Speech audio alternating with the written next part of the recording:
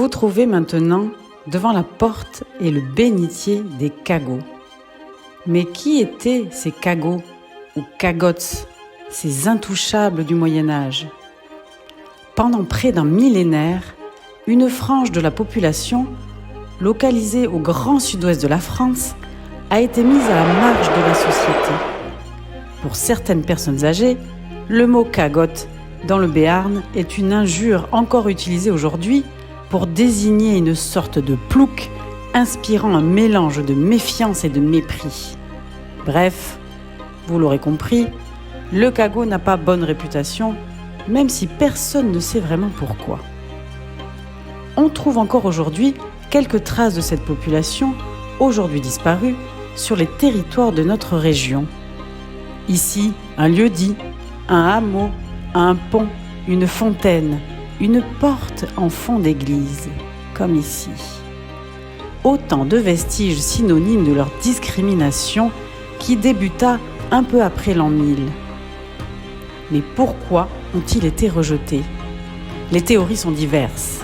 Descendants de Wisigoths, descendants de Juifs ayant fui Jérusalem, descendants des derniers Cathares, et plus récemment, des théories farfelues les considèrent comme un peuple venu des étoiles au début du Moyen-Âge.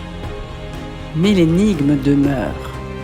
Comment ces gens ont-ils pu subir pendant plusieurs siècles une ségrégation aussi sévère, alors que, pour quelqu'un de bonne foi, rien, ni l'origine, ni la langue, ni la religion ne les distinguait des autres personnes.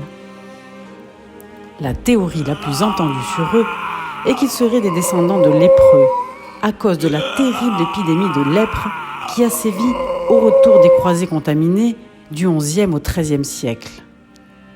La croyance populaire en une lèpre héréditaire cagotte sera confortée par les médecins de l'époque, au premier rang desquels le célèbre Ambroise Paré, père de la chirurgie moderne, qui les a auscultés. Il les décrit comme des gens tout à fait normaux physiquement, des monsieur et madame tout le monde. Il parle alors de l'âdre blanc, la lèpre blanche, en opposition avec la lèpre rouge mortelle et très contagieuse, qui étaient en fait les maladies de peau comme l'eczéma, le psoriasis, tout ce qu'on ne pouvait nommer à l'époque. On a même parlé d'une lèpre spirituelle quand elle n'était absolument pas visible. Ils étaient donc sûrement aussi lépreux que vous et moi. Cantonnés à certains métiers, comme celui de charpentier, de tonnelier ou de cordier, les cagots étaient, malgré leur mise à l'écart de la société, des artisans reconnus pour leur travail.